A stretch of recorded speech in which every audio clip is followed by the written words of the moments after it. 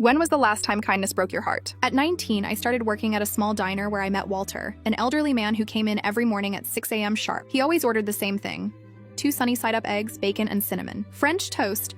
But what caught my attention was how he'd order a second plate of French toast, wrap it carefully in napkins, and take it with him. One morning, when business was slow, I asked him about it. His eyes lit up as he told me about his wife, Angela, who was in the nursing home down the street. She had severe dementia and barely recognized anyone, but she still lit up at the taste of cinnamon French toast. It was our first date, he explained. I was so nervous I spilled syrup all over my shirt. He laughed, but his eyes were wet. Soon, I started making his French toast extra special, adding a touch more cinnamon, making sure the edges were perfectly crispy the way Angela liked it. Walter would beam every time, telling me how Angela had managed a few bites that day. But what really got me was catching him eating alone in his car some mornings. When I'd bring his order out, he'd quickly wipe his eyes and give me that same warm smile. One day, I finally asked him about it. Some days she doesn't remember how to eat, he whispered. But I still bring it, just in case today's different. I started clocking in early just to make his French toast myself. The other waitresses thought I was crazy, but seeing Walter's face made it worth it. He'd tell me stories about Angela, how she was a kindergarten teacher, how she'd leave little love notes in his lunch even after 40 years of marriage. Then one morning, Walter didn't come in, or the next day, or the one after that. A week later, he shuffled in looking 20 years older. Angela had a bad fall,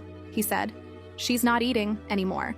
I made his French toast anyway. He just stared at it. Would you like to come with me? He asked suddenly. To meet her?